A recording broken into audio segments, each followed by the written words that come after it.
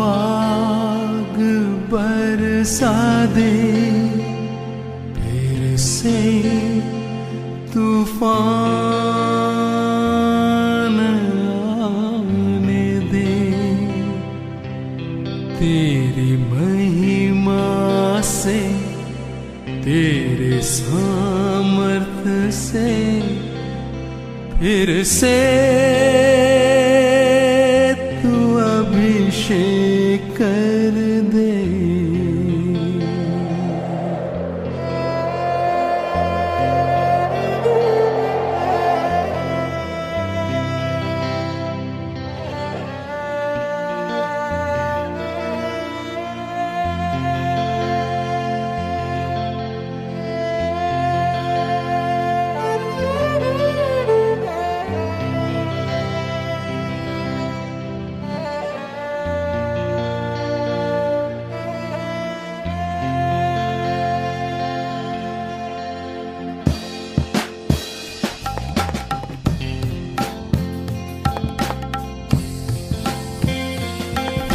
से वो आग बरसा दे, फिर से तूफान आने दे। तेरी महिमा से, तेरे सामर्थ्य से फिर से तू अभिषेक कर दे। फिर से वो आग बरसा दे, फिर से तूफान आने दे। तेरी महिमा से, तेरे सामर्थ्य से फिर से तू अभिषेक कर दे। आ पवित्र आत्मा, आ पवित्र आत्मा, आ पवित्र आत्मा, आ पवित्र आत्मा, आ पवित्र आत्मा, आ पवित्र आत्मा।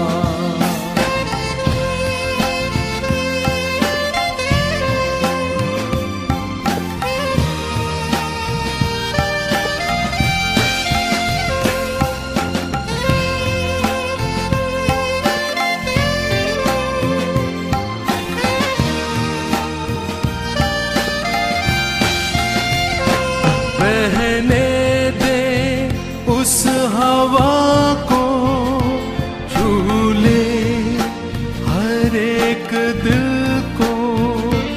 तेरा दर्शन हमें मिले, करते हैं प्रार्थना तुझसे।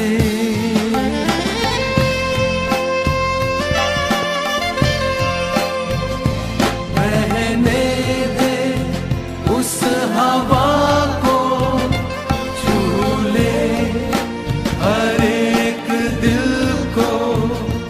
तेरा दर्शन हमें मिले, करते हैं प्रार्थना तुझसे। तेरी महिमा से, तेरे सामर्थ्य से फिर से तू अभिषेक कर दे। तेरी महिमा से, तेरे सामर्थ्य से फिर से तू अभिषेक कर दे। आ पवित्र आत्मा, आ पवित्र आत्मा, आ पवित्र आत्मा, आ पवित्र आत्मा,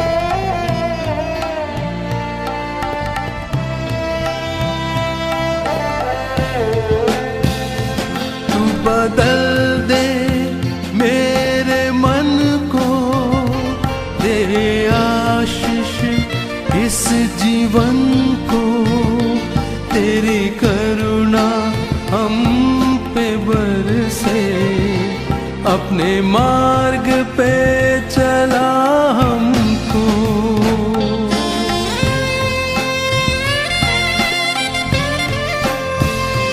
तू बदल दे मेरे मन को, दे आशीष इस जीवन को, तेरी करुणा हम पे बरसे, अपने मार्ग पे चला हमको।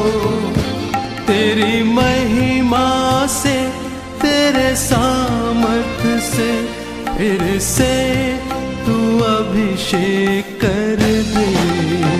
तेरी महिमा से, तेरे सामर्थ से, फिर से तू अभिषेक कर दे। आ पवित्र आत्मा, आ पवित्र आत्मा, आ पवित्र आत्मा, आ पवित्र आत्मा, आ पवित्र आत्मा, आ पवित्र आत्मा। से वो आग बरसा दे, से तूफान आने दे, तेरी महिमा से, तेरी सामर्थ से, फिर से तू अभिषेक कर दे।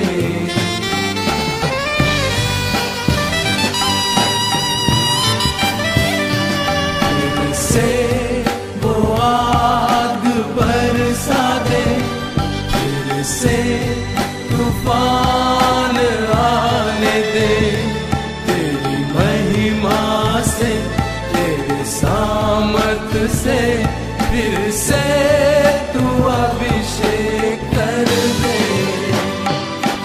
आ पवित्र आत्मा, आ पवित्र आत्मा, आ पवित्र आत्मा, आ पवित्र आत्मा, आ पवित्र आत्मा, आ पवित्र आत्मा। આવો આપણે બાઇબલ અભ્યાસમાં જોડાઈએ તે પહેલાં પ્રાર્થના કરીએ। સનાતન અને ગૌરવ પિતા, આ સમય અમે તમારી પાસે આવીએ છીએ। તમે દયાળુ, કૃપાળુ અને પ્રેમાળુ પ્રભુ છો, અવિકારી, આવેશી, મનરોષી ઈશ્વર છો, અને પ્રભુ ઈસુ ખ્રિસ્તમાં તમામ મુદ્રાઓને તોડવાને માટે શક્તિમાન અને દદીપ્યમાન છો। અને જે શબ્દ અને વચન તમારા છે, પરખાયેલા છે, જીવંત છે, દરેક સમયે તેનામાં નવી ઉત્પત્તિ છે, અને જે કોઈ સાંભળે છે તે આશીર્વાદિત થાય છે। પ્રભુ, પ્રાર્થના છે અમારી આ બાઇબલ અભ્યાસની જે સેવાઓ છે તે આશીર્વાદિત કરો, સાંભળનારને પણ આશીર્વાદ આપો, અને વચન દ્વારા તમે તેમની સાથે વાત કરો। તમે બોલો, તારા લોક સાંભળે છે।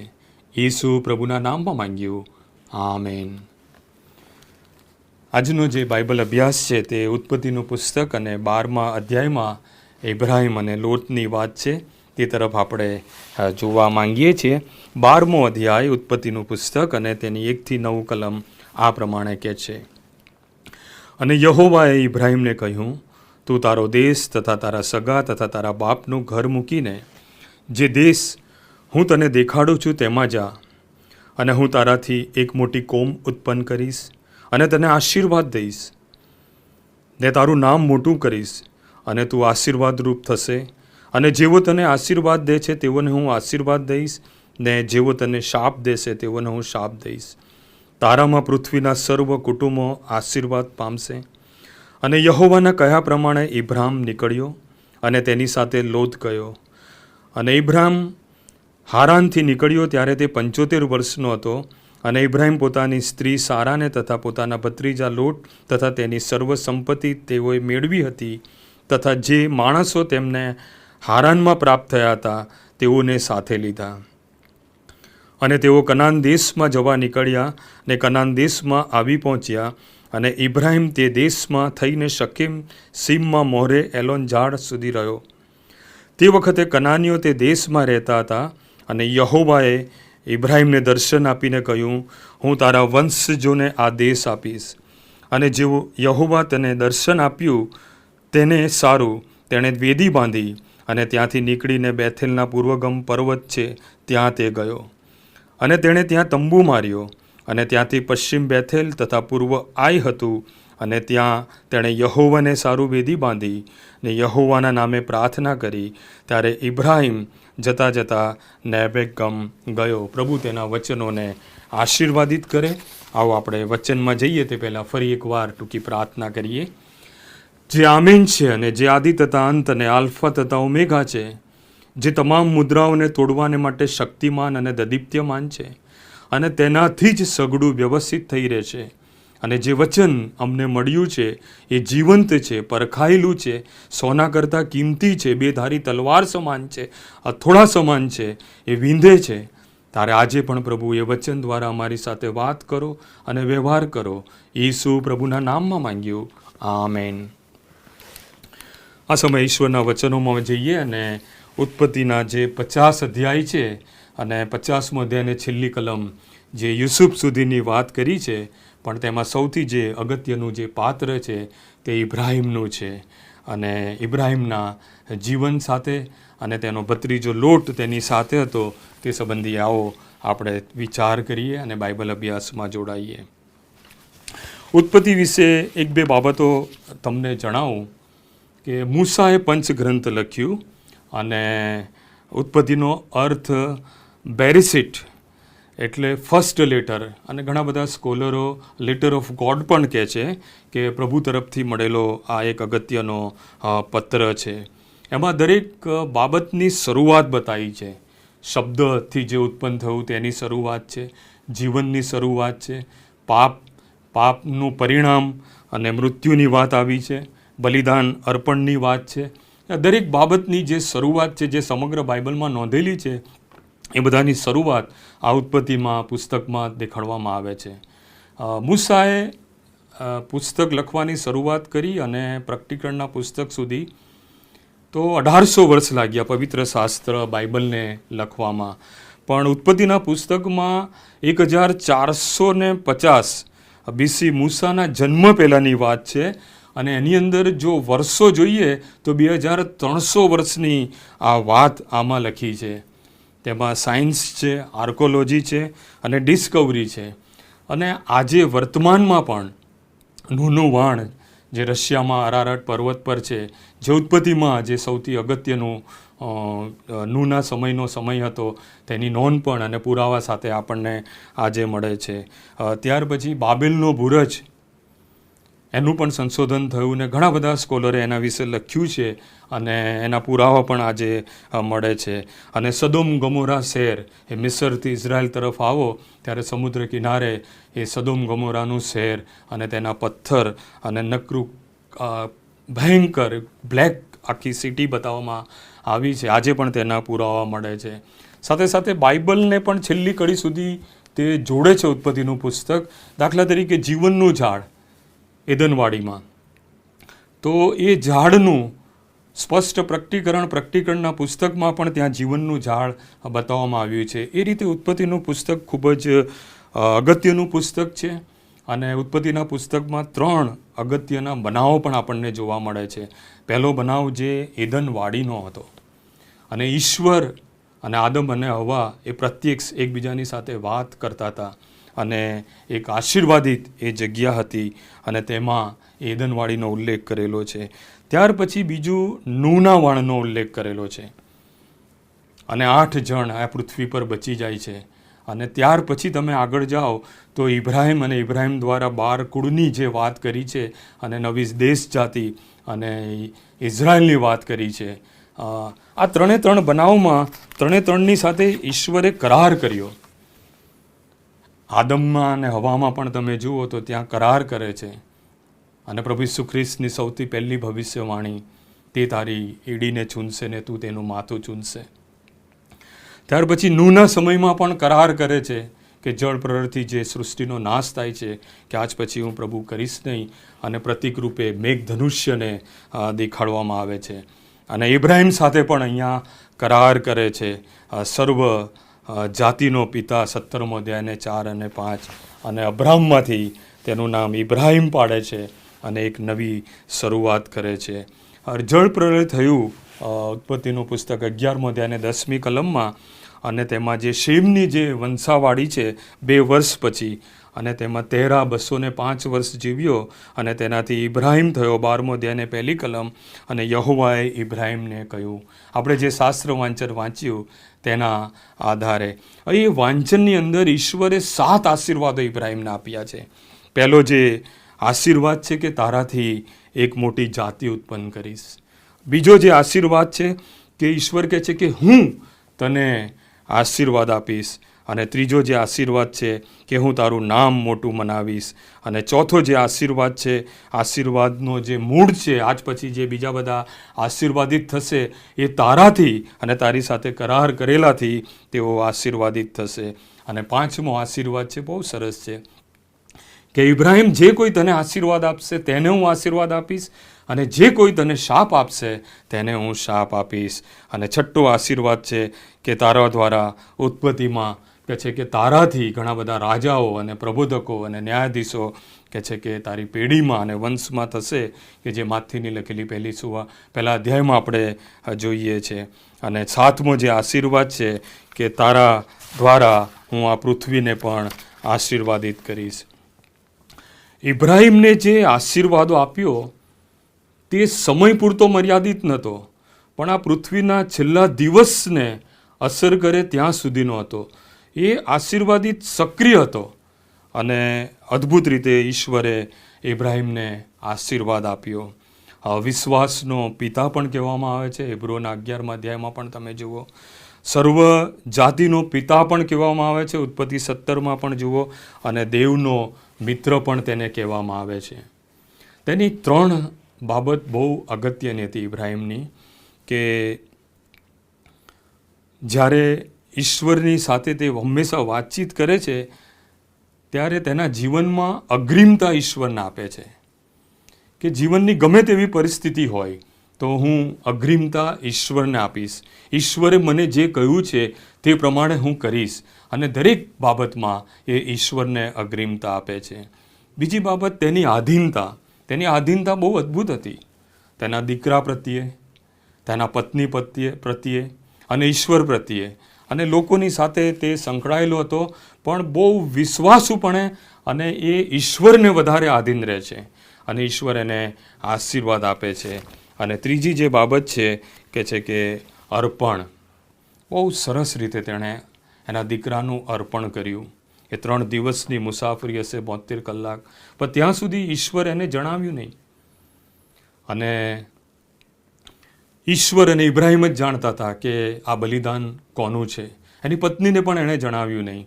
અને જ્યારે જે સમય અર્પણનો આવે છે ત્યારે વિશ્વાસુપણે તે અર્પણ કરે છે. હૃદયમાં તો તેણે ઠરાવ કર્યો હતો કે મારા દીકરાનું અર્પણ કરીશ, પણ અહીંયા કૃત્યોમાં પણ છરો ઉગામે છે, પણ દૂત એને રોકે છે. યહોવા ઈરે તરીકે ઘેટું પૂરું પાડવામાં આવે છે. ઈશ્વરની એક લાગણી અહીંયા વ્યક્ત કરવામાં આવી છે કે ઈશ્વરે બનાવેલો માણસ, ઈશ્વરે પસંદ કરેલો માણસ, ઈશ્વરે આશીર્વાદ આપેલો આ માણસ કે પોતાનો એકનો એક દીકરાનું અર્પણ કરવામાં તે પાછો ના રહે, તો ઈશ્વર કહે છે કે મારો પણ આ પ્રત્યુત્તર હશે, કે મારો પણ એકનો એક દીકરો જે પ્રભુ ઈસુ ખ્રિસ્ત છે તેનું પણ હું અર્પણ કરીશ, અને હું પણ પાછો નહીં રહું. અને આ ઇબ્રાહિમના દીકરાનું અર્પણ એ પ્રભુ ઈસુ ખ્રિસ્તના અર્પણ સાથે સંકળાયેલું છે. અને આ બહુ ખૂબ જ અગત્યનું અને ખૂબ જ સુંદર આ ઇબ્રાહિમનું પાત્ર છે. પણ ઇબ્રાહિમની સાથે લોત પણ સંકળાયેલો હતો. અને ઉત્પત્તિ 13 અને 1-7 પણ તમે જુઓ, ઉત્પત્તિ 22 પણ તમે જુઓ. પણ ઇબ્રાહિમની જે પસંદગી, એની જે અગ્રિમતાને, આધીનતાને અર્પણ, અને એની સાથે જેનો જે ભત્રીજો હતો, તો તે વિશે પણ આપણે થોડો વિચાર કરીએ. હિબ્રુ 12 અને 1 પ્રભુ ઈસુ ખ્રિસ્ત તરફ તમે લક્ષ્ય રાખો, કેન્દ્ર સ્થાને પ્રભુ ઈસુ ખ્રિસ્તને રાખો, તમારા જીવનમાં અગ્રિમતા પ્રભુ ઈસુ ખ્રિસ્તને આપો, અને એક આશીર્વાદ આપણને મળે છે. ઇબ્રાહિમને ઈશ્વરે પસંદ કર્યો, ત્યારે સૌ પહેલાં ઈશ્વરે ઇબ્રાહિમને આશીર્વાદ આપ્યો. મને ને તમને જ્યારે પણ પ્રભુ પસંદ કરે છે સેવાને માટે, ત્યારે તે પહેલાં આપણને આશીર્વાદ આપે છે, અને પછી આપણો સેવામાં તે ઉપયોગ કરે છે. જગત જે છે ભયંકર છે અત્યારે, અને 1 યોહાન 2:13-17 પણ જગતની વાત કરી છે. ગલાતી 6 અને 14 પણ જગતની વાત કરી છે. અને પ્રેરિત પાઉલ વારંવાર કહે છે કે હું જગત સંબંધી મરણ પામ્યો છું, મારા સંબંધી જગત. અને 3 જગત વિશે ગ્રીકમાં 3 દુનિયાની વાત કરી છે. ટ્યુમિનિકલ ગ્રીક શબ્દ છે, તેનો અર્થ થાય છે વસવાટવાળી દુનિયા. જે ઇબ્રાહિમ દ્વારા જે 12 કુળ થયા અને એમને વસાવવામાં આવ્યા, તેની બાઇબલ વાત કરે છે. હું આત્મિક જગત અને બાઇબલની અંદર જે જગતના ખુલાસા છે તેની હું વાત કરું છું. અને બીજું જે જગત છે, કોસ્મોસ કહેવામાં આવ્યું છે ગ્રીકમાં તેને, વ્યવસ્થાવાળી ચોક્કસ રીતે ગોઠવાયેલું એક માળખું, જે પ્રભુ ઈસુ ખ્રિસ્ત વારંવાર વાત કરે છે, રાજા ને પ્રજા, રાજા ને પ્રજા. અને સભા શિક્ષક પણ એના પર ભાર મૂકે છે કે રાજા ને પ્રજા. અને ત્રીજું જે જગત છે, યાયોન, યુગ શબ્દ વાપર્યો છે પ્રેરિત પુલે. વારંવાર પ્રેરિત પાઉલના 13 પત્રોમાં એ આ જગતની વાત કરે છે, પણ લોકશાહીની વધારે વાત કરે છે. સમગ્ર બાઇબલમાં લોકશાહી એ બાઇબલ વિરુદ્ધ છે, પણ બાઇબલ હંમેશા રાજા અને પ્રજા વિશે વાત કરે છે. અને આવા જગતને ઈશ્વરે પ્રેમ કર્યો, યોહાન 3 અને 16, કેમ કે દેવે જગત પર પ્રેમ કર્યો. અને મૂળ ગ્રીકમાં પ્રેમ શબ્દ પર ભાર મૂક્યો છે કે પ્રભુએ પ્રેમ કર્યો, ત્યારે તેણે પોતાની જાતનો નકાર કર્યો, અને પછી આ જગતને પ્રેમ કર્યો. આ જગતના જે દુશ્મનો છે, 3 દુશ્મનો છે, ઘણા બધા છે, પણ જે અગત્યનો સૌથી મોટા જે દુશ્મનો છે જગતના, એ 3 છે. અને પહેલો જે દુશ્મન છે શૈતાન, જે હજકેલ 28 11 કલમથી 19મી કલમમાં તેને આકાશમાંથી નીચે ફેંકી દેવામાં આવ્યો. એના વિશે લખ્યું છે કે સર્વાંગે સુંદર હતો અને એદનવાડીમાં હતો, સુવર્ણ જણિત મૂલ્યવાન રત્નોથી સજ્જ હતો, અને ખંજરી તથા વાસણી એ સ્વર્ગનું જે ક્વાર હશે તેનો મુખ્ય લીડર હતો, અને તેની પાસે કારીગરી હતી વગાડવાની. અને અભિષેક કરુબ હતો, દૂત હતો, અને દેવના પર્વત પરથી તેને ફેંકી દેવામાં આવ્યો હતો. એક શૈતાન જ્યારે પણ આ જગતમાં હું ને તમે જીવીએ છીએ, ત્યારે તે મુખ્ય એ આપણો દુશ્મન છે. અને બીજું જગત, જગતની અંદર ઘણી બધી વાતો કરી છે કે જગતની જેવા ના દેખાઈએ, જગતની ચાલ ના ચાલીએ. બહાર જગતની અંદર શૈતાન ગાજનાર સિંહની જેમ અને અજગરની જેમ તે ફરે છે, ફાડી નાખે છે ને ગળી જાય છે. અને ઘણી બધી વખતે આ જગત આપણને લોભમાં પાડી દે છે, દેખાદેખીમાં પાડી દે છે, અને જીવનને ખલાસ કરીએ છીએ. તમે જગતમાં છો, પણ જગતના તમે નથી, હંમેશા યાદ રાખવું જોઈએ. અને ત્રીજો જે દુશ્મન છે, એ તો પોતે પોતાનો સ્વભાવ, જે આદમનો સ્વભાવ વારસામાં માણસના જીવનમાં આવ્યો છે, અને માણસનો સ્વભાવ એ પોતે પોતાને ઘણી બધી વખતે ખલાસ કરે છે. 1 યોહાન 2:15 આ જગતમાં જીવો છો ખરા, પણ પ્રેમ કરશો નહીં. અને આદમ પણ પરીક્ષણમાં પડ્યો, પણ બીજો આદમ જે પ્રભુ ઈસુ ખ્રિસ્ત છે, તેણે જગતને પ્રેમ નહીં કર્યો, પણ દેવને અગ્રિમતા આપી, આધીન રહ્યો, અને પોતાની જાતનું અર્પણ કર્યું. ત્યારે પ્રભુએ તેને આશીર્વાદ આપ્યો. બીજો પિત્તર 2 અધ્યાય 7 અને 8મી કલમમાં અધર્મીપણા, દુરાચારે, ન્યાય લૂંટ ત્રાસ પામતો હતો, અને તેને છોડાવ્યો. ઇબ્રાહિમ અને જ્યારે લોટની વાત આવે છે, ત્યારે 13મા અધ્યાયમાં કહે છે કે લોટ તેની સાથે ગયો, ઇબ્રાહિમની સાથે ગયો. ઇબ્રાહિમે તેને સ્વીકાર્યો.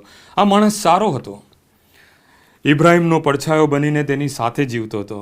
ઇબ્રાહિમ વિશે ઘણું બધું આપણે જાણીએ છીએ અને કહી શકીએ, પણ આ લોટના જીવન દ્વારા પણ ઘણું બધું શીખવા મળે છે.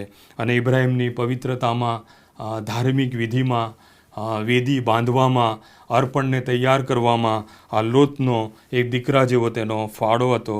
અને ઇબ્રાહિમે તેડું સ્વીકાર્યું ત્યારે તેઓ ધનવાન હતા. અને 13મો અધ્યાયની બીજી કલમમાં તેઓ ધનવાન હતા કે પુષ્કળ ઢોરઢાક, રૂપું અને સોનું.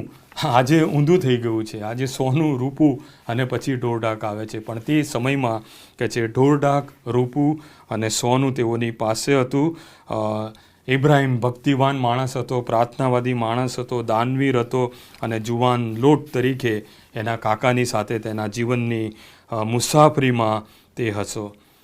હંમેશા શરૂઆત કરતાં અંત મહત્ત્વનો છે. અને અહીંયા જ્યારે લોટના જીવનમાં તમે જોશો તો ઇબ્રાહિમ દેવ પ્રત્યે ધનવાન હતો, પણ લોટ એ જગત પ્રત્યે ધનવાન થવાની ઘેલછાયા દેખાડે છે અને તેના પ્રયત્નો છે. અને એ સમયમાં કહે છે કે થોડો તકરાર થયો ઘેટાઓની સાથે અને ભરવાડોની સાથે. અને ઇબ્રાહિમ ત્યાં વચ્ચે પડે છે કે સંઘર્ષ કરતાં સમાધાન સારું છે. અને કહે છે કે આ રસ્તો ખુલ્લો છે, આ વિસ્તાર ખુલ્લો છે અને તું પસંદ કર. ઇબ્રાહિમે કેટલું બધું એને સમજાવ્યું હશે કે મારા દીકરા સમાન છે, આ બધું જ તારું છે અને આ બધા હિસ્સામાં કહે છે કે તારો મહત્ત્વનો હિસ્સો છે. પણ લોત અને તેની પત્ની કહે છે કે તેનું માન્યું નહીં. અને ઇબ્રાહિમ એને પસંદગીનો ભાગ આપે છે કે તું પસંદ કર. અને કહે છે કે લોટની જે પસંદગીનો જે હાર્દ હતો, આ પસંદગીની અંદર જે કેન્દ્ર સ્થાન હતો એ પોતે હતો કે એણે પોતાને સારું પસંદ કર્યું.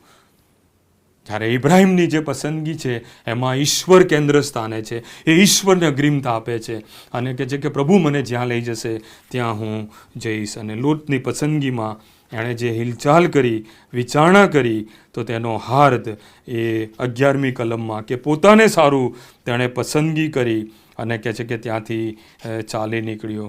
અને નાની નાની બાબતોમાં પણ તમે જુઓ કે પ્રભુની સેવામાં સેવક સેવિકા હોય કે પછી અલગ અલગ પ્રકારની તમારી સેવા હોય, તો દરેક પસંદગીમાં કેન્દ્ર સ્થાને કોણ છે તે આત્મતપાસ બહુ જ જરૂરી છે. અને પ્રભુ આપણને આશીર્વાદ આપે છે. પ્રેરિત પાઉલ પણ ગલાતી 6:14 હું ખ્રિસ્ત સાથે વધસ્તમે જડાયો છું. હવેથી હું મારામાં નહીં પણ મારામાં ખ્રિસ્ત જીવે છે.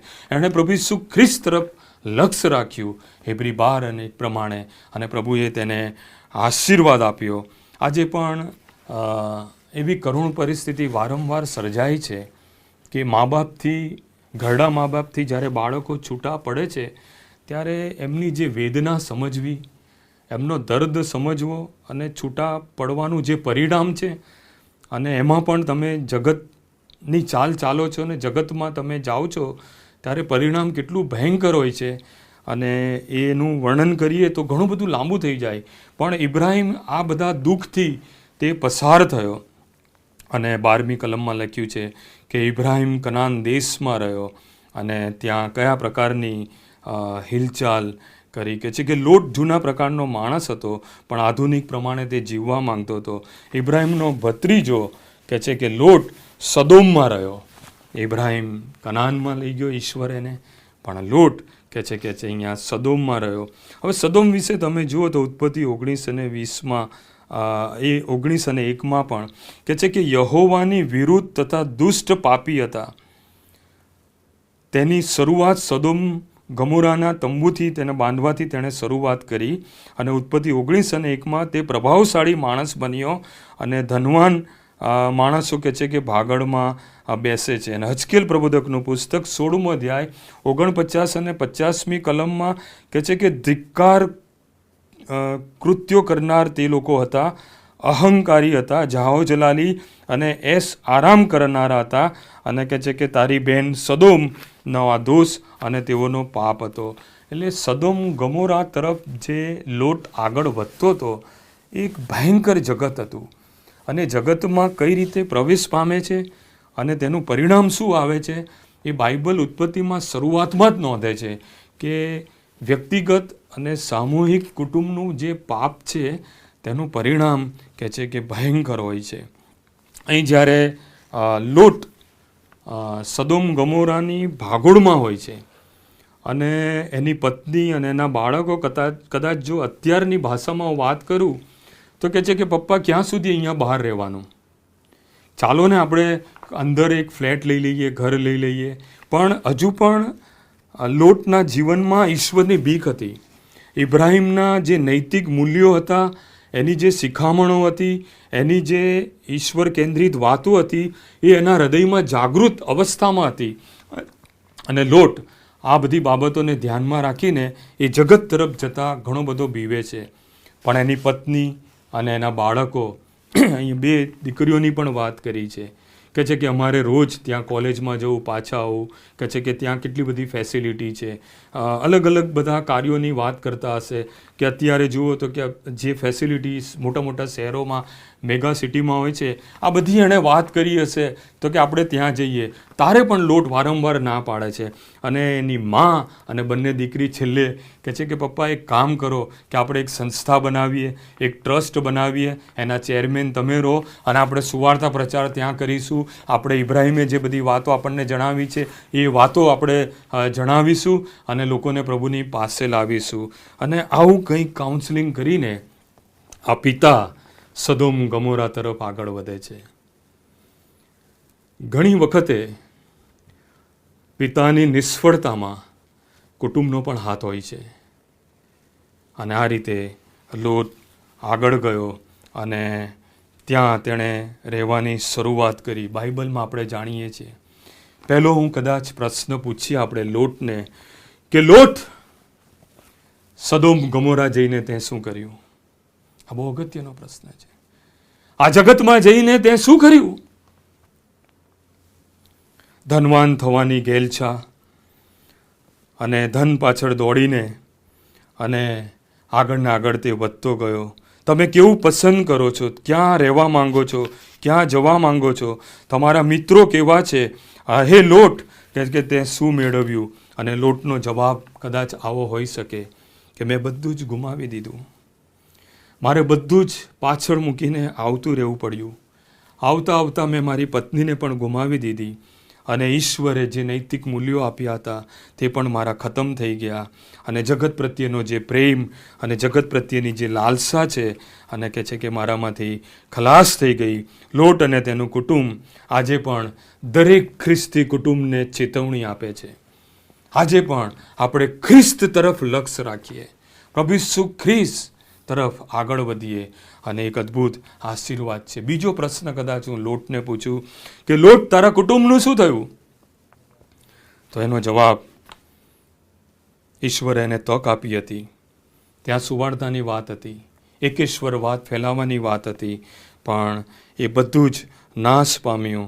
અને બીજી બાજુ ઇબ્રાહિમની ફરી એક વખત વાત આવે છે. ઇબ્રાહિમની સાથે 18મો અધ્યાયને 17મી કલમમાં ઈશ્વર એની સાથે વાત કરે છે કે ઇબ્રાહિમ, આ પૃથ્વી પર હું જે કંઈ કામ કરું તે હું શું તારાથી સંતાડું?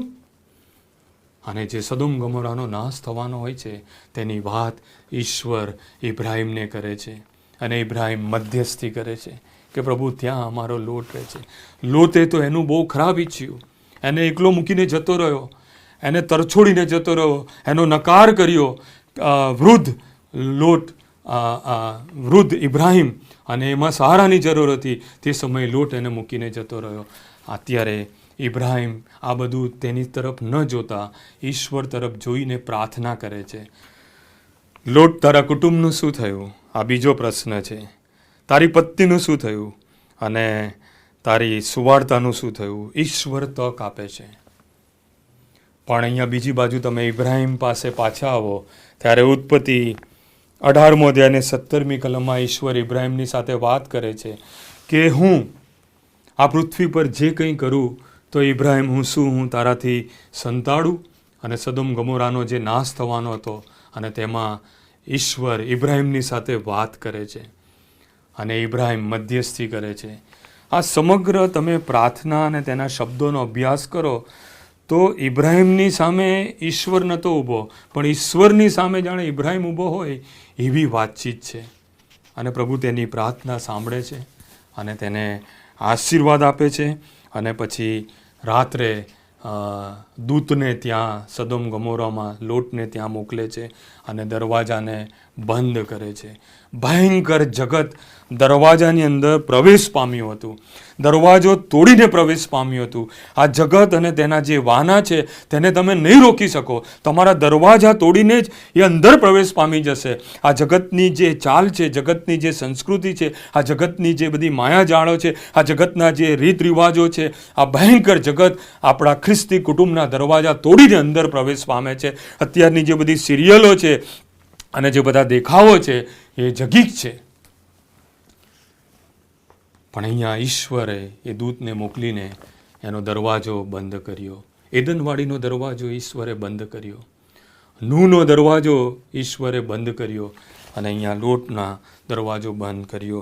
19મો અધ્યાયને 4th કલમમાં રાત્રે નગરના માણસો આવ્યા અને કહે છે કે એ લોટની સાથે વાત કરી કે તારા ત્યાં કોણ આવ્યું છે કે માણસો અમને આપી દો. પણ ત્યાંની જે સંસ્કૃતિ હતી સદોમ ગમોરાની, એ લોટના હૃદયમાં ઘર કરી ગઈ હતી. અને જે શબ્દો એ વાપરે છે કે મારી બંને દીકરીને તમે લઈ જાઓ અને તમને જેમ ચાહે તેમ તેને યોગ્ય લાગે તે કરો, પણ આ માણસ સાથે કંઈ નહીં કરો. આ ભયંકર જગતની જે સંસ્કૃતિ હતી અને તે લોટના ઘરમાં પેસી ગઈ હતી. અને 19મો અધ્યાયને 10મી કલમમાં દૂતે બારણું બંધ કરી દીધું અને ઈશ્વરે તેની સાથે વાત કરીને ત્યાંથી નીકળવાની વાત કરી. 14મી કલમમાં 19મો અધ્યાય કે તેઓ ઠઠ્ઠા મસ્કરી કરી અને યહોવા તેના પર કૃપાળુ હતો અને આકાશમાંથી અગ્નિ પડ્યો અને સદોમ ગમોરાનો નાશ થયો. અને સ્ત્રી કહે છે કે પાછળ જોઈને ખારનો થાંભલો થઈ ગઈ. અને લૂંટ 17 અને 32માં લૂંટની વહુને સંભાળો અને બધું ખલાસ થઈ ગયું. પ્રભુને આનંદ થતો નથી. હજકેલ 18 અને 32માં કે મરનાર મોતથી મને કોઈ આનંદ થતો નથી, પણ તમે પાછા ફરો અને પ્રભુની ગમ ફરો. સ્ત્રીની વાત કરી છે મૂળ ગ્રીક ફિલોસોફીમાં કે સ્ત્રી વગર તમે દુનિયાની કલ્પના કરી શકતા નથી. અને સુલેમાન રાજાએ સૌથી અગત્યનો જો અધ્યાય લખ્યો હોય નીતિવચન 31માં, એ સદ્ગુણી સ્ત્રી માટે. અને સ્ત્રી પતિનું અને ઈશ્વરનું સાંભળવું જોઈએ માટે અહીંયા બહાર મૂક્યો છે કે લૂંટની વહુને સંભાળો. ઘર તથા દ્રવ્ય બાપ દાદાથી ઉતરેલો વારસો છે, પણ ડાહી વહુ યહોવા તરફથી મળે છે. જે સ્ત્રી વહુ તરીકે જે કુટુંબમાં આવે છે તે તેનું મિશન છે. કુટુંબ તે તેનું સ્ટેજ છે ઈશ્વરને પ્રગટ કરવાનો.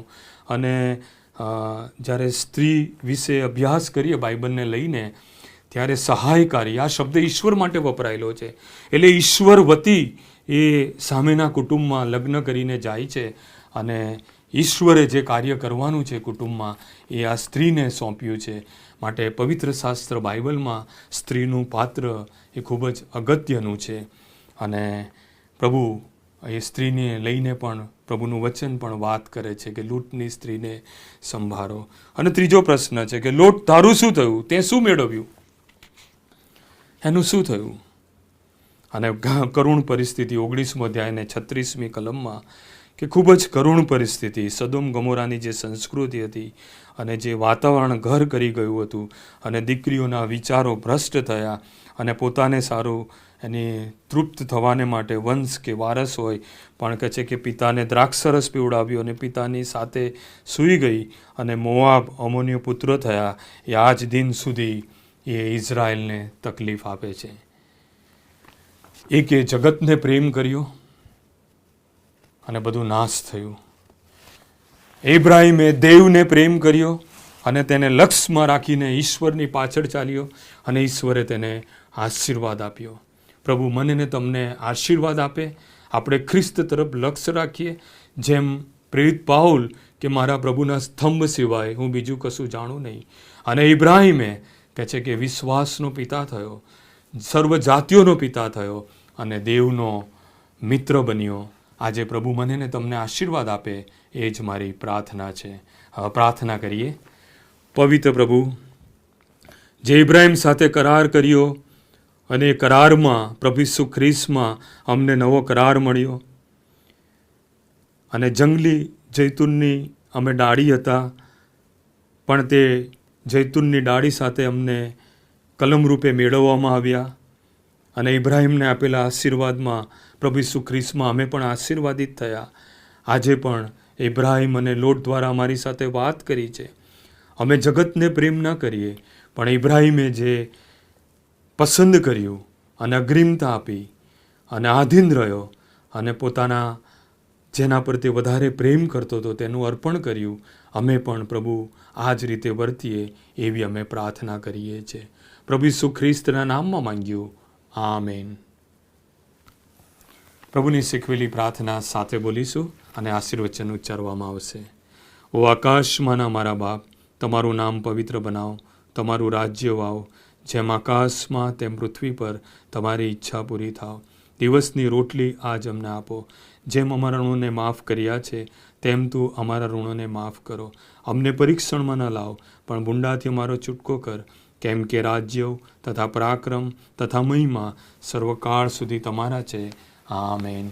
હવે આપણા તારનાર પ્રભુ ઈસુ ખ્રિસ્તની કૃપા, ઈશ્વર પિતાનો પવિત્ર પ્રેમ અને પ્રભુ પવિત્ર આત્માની અનોખી દિવ્ય અને અદ્ભુત સંગત આપણા સર્વની સાથે ને પાસે હોજો. અને પ્રભુ તેના મુખનો પ્રકાશ તમારા પર પાડો અને તમને પુષ્કળ શાંતિ થાઓ. આમેન.